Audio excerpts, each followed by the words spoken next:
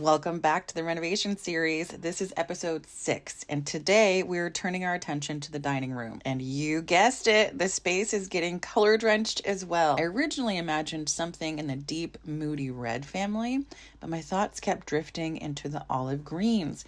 There's something about the olive tone that just feels timeless and rooted, and I wanted to honor the home's previous palette while giving it a new life. I sampled 5 different shades of greens before landing on the perfect one. If you've missed any of the previous episodes, be sure to catch up. We're transforming this 1930s home one room at a time, and the dining room is just the next step in bringing it back to life. Some very exciting things in this bag. I just left the gym, so excuse the appearance. I got some paint samples that we are going to try for the dining room. Let me tell you the plan. Here are my thoughts on the color scheme for the kitchen and the dining room. So the living room is already painted the sulking room pink, right? In order to avoid like color, I want to bring the color that I paint the dining room into the kitchen by painting the cabinets the same color as the dining room. That way it would be a little bit more cohesive. And then I'm thinking for the kitchen itself to stick with a creamy white, not as creamy as what's already here. This is more yellow. That's the plan for now. I do want to reuse these cabinets because they're not in terrible shape. They're not in the best shape, but it's not terrible. I don't want to throw them away and get new ones because they're really not that bad. So I stopped by my local Ace Hardware and picked up some color samples. I picked up a sample of this Wethersfield moss. I went through a whole bunch of swatches yesterday, and this was the one I ended up settling on. And then these 3 are from Farrow and Ball. This one, I think Treron. This is Windborne White and Pigeon. I do really like the colors that Benjamin Moore curates, especially their historical collection. But I find that Farrow and Ball is just a little bit more elevated in their color story. Colors are a little bit more sophisticated, richer. They have more depth. They have more of an emotional undertone for me. These were all the ones I went through yesterday, and I ended up settling on this Wethersfield moss. And this Wethersfield moss is the color chip that mostly resembles the original color that was here in the stairwell. I do like it, and I kind of want to bring this into this space. And here we go. We are starting out with Wethersfield Moss. This is a classy mossy green with a subtle warm cast, giving earthy, organic feels, but it's still sophisticated and not too heavy. Next up, we have Farrow and Ball's Pigeon. This is a cozy, nostalgic blue-gray with subtle green undertones. This color is very gentle and versatile, and it is not overwhelming. And lastly, we have Farrow and Ball's Treron. This is a rich mid-tone green-gray with warm yellow undertones. This feels very elevated and very traditional, and I could see this paired beautifully with natural materials and soft neutrals. While my little swatch is dry and prepping the space for paint, I took that monstrosity down. What was that? A floating sideboard? Bar? Who knows? It's gone now. I'm also securing some of the trim and caulking all of the seams. Okay, it is the next day. Our little color samples have had time to dry. So I painted a little swatch on each wall. It is so funny. On camera, the one on the left is reading darker, when in real life, it's lighter. Can you tell? Okay, you can kind of see it a little bit better over here. All right, so the one on the left is Wethersfield Moss. It's a really beautiful green. It's very close to what was originally painted in the stairwell. I do really like it. Pigeon is in the middle. I love this color. I think it's a really beautiful color, but it reads a little bit too blue for what I'm going for. And this is Treron. This is my favorite out of the 3, but it is a little bit too dark for this space, I'm thinking, because I'm gonna color drench it. I'm gonna do the baseboards and the crown and the ceiling, and I think that might make this a little bit too cavernous. Like the back bedroom we painted in that Essex green, it's like super dark. The only downside to painting a room like super moody dark is that during the day when the sun comes in and you don't have any lights on in the room, it pulls black. Like the walls look super, super dark. And it's kind of, the lighting from outside is a little bit harsh. When you're in the room, it's fine. I'm gonna have a big king bed here with white bedding and lamps. That will bring more light in, but I don't want the dining room to have a cavernous feeling. I want it to be colorful, but I don't want it to be crazy dark. The color that best reflects the light is the middle one, the Pigeon. I could color drench this room and it would still reflect a nice amount of light. With the Wethersfield moss, I think it could be okay, but I don't know. I'm in a tricky situation because I do want to keep a nice green. I'm just a little bit stuck.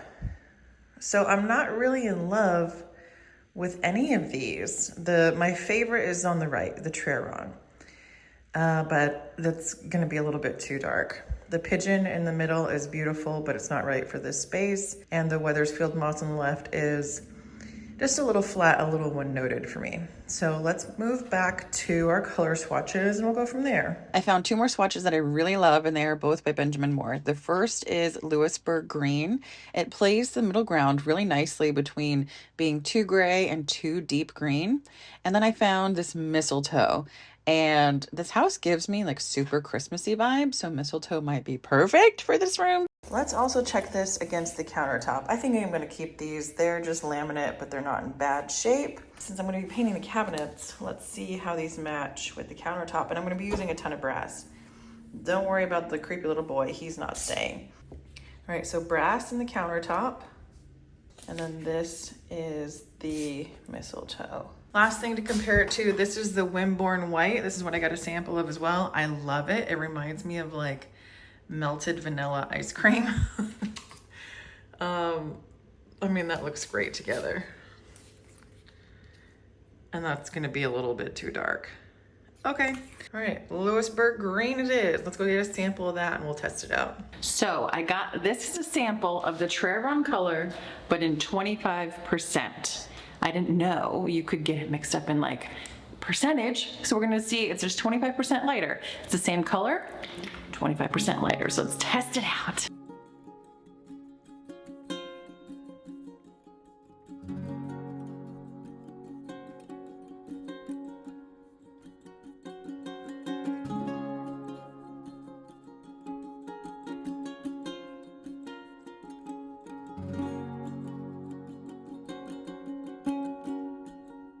Now this one is the Louisburg Green. That was the color swatch we landed on. It's so funny, these are all so similar. I'm crazy.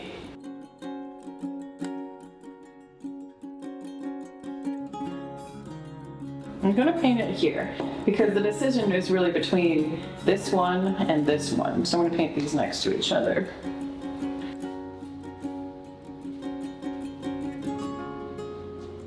I have some very exciting news. I have finally made a paint color decision. Dun, da, da, da. Guess which one I ended up going with. Make your choices now. So these three in the middle were the original ones I started with. This one is Treron, the same color as this, but in 25% lighter.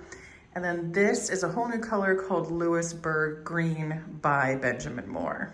Just so you have a better idea, this is the original Treron, which I loved, and this is the 25% lighter version of it, which I still love, but then we had tried the Louisburg, which is this one, and I kind of fell in love with that color. The Louisburg Green is a really nice mix between the Treron and the Pigeon. It's gonna be a little bit lighter, it's gonna reflect a little bit more light. So winner, winner, chicken dinner. Let me know if you called it in the comments below.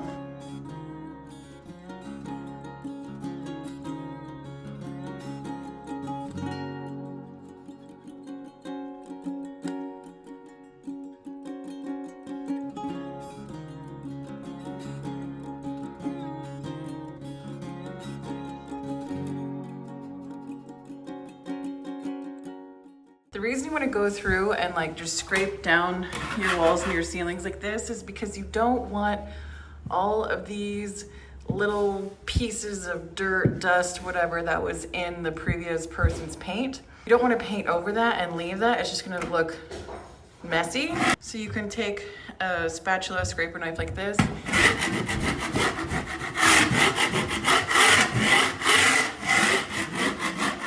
Scrape off all of those little bits and bobs because you don't want that in your finished look. I'm really excited to use this roller. I've never used a roller like this. It is from Worcester. Worcester is probably my favorite brand of rollers and paintbrushes, but this is the microfiber. Huh. Semi-smooth, create snap. let's give it a test. Let's test around. And I am also loving my extension pole. I've never had a nice extension pole, and it really is all the difference.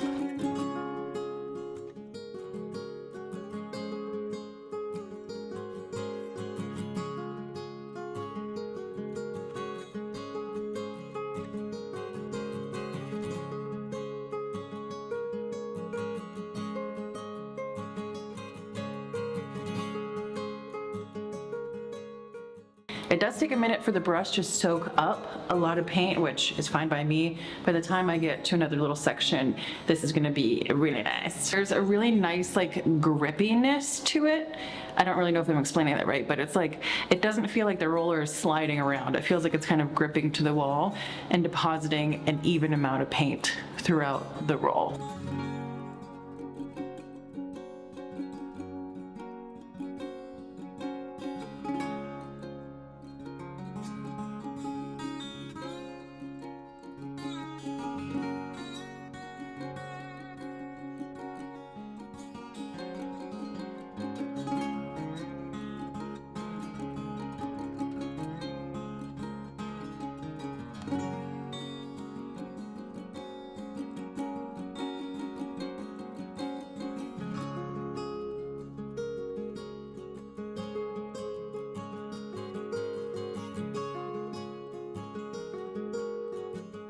Okay, this is my handy dandy helper, Mark. Okay, we're gonna do an experiment. I wanna see, since we have the ceiling like half painted. All right, put your hand up to where you can't really see the green part of the ceiling. All right, now don't look at the white part, just like have it in your periphery. And does that ceiling, you don't have to answer the question right away, but does the ceiling feel squat? Like, does it feel like the white is bringing it down? Or does it feel like the white is receding into the distance? Again, don't answer, just like feel how that makes you feel. And then let's go over to this side. Same thing, cover the white. All right, does this ceiling, you don't have to look right at it, but like look in your periphery. Like look at me. Does the ceiling, I'm gonna cover it too. Does the ceiling make you feel like, does the color of the ceiling feel like it's coming down on you, or does the color of the ceiling feel like it's receding? This absolutely is higher. It feels higher. The white actually feels like it's compressing space, and this feels open. Okay. And that's pretty much the opposite of what everybody's ever said, right? I mean, this feels, I think this is probably an 8-foot ceiling. Mm-hmm. Yeah. This feels like almost 8.5, and that feels like an 8-foot ceiling. It just feels more open. Okay. Thanks for playing along. You're welcome. Bye, everybody. So this is what I've been saying all along, right? I feel like dark colors recede and they make the ceiling feel taller. The white is not bringing it like so close to your attention. Like the white feels like it's there. You know, the white is like, hey, I'm a ceiling and I'm right here. But the dark is like, it could be higher. It's not as in your face. Does this make sense? Isn't Mark so cute? He is painfully camera shy, you guys. But he's so cute. Let's give him some kudos in the comments so he gets more comfortable and he can be in more of my videos. I don't know who painted this house before, but holy cow. I think they got more paint on the floors than I did on the walls. I'm just using a metal scraper to get up the majority of the paint, and I'm being very careful to not dig into the floors. And then I'm just scrubbing with some elbow grease. I was researching for days on which light fixture I wanted to put in here, but then I remembered I had this little vintage gem. I think down the line I might do some sort of detailing to the ceiling and change out this fixture, but for now, the dining room is done. Thank you all for joining me on my journey, and I'll see you on the next one. Bye!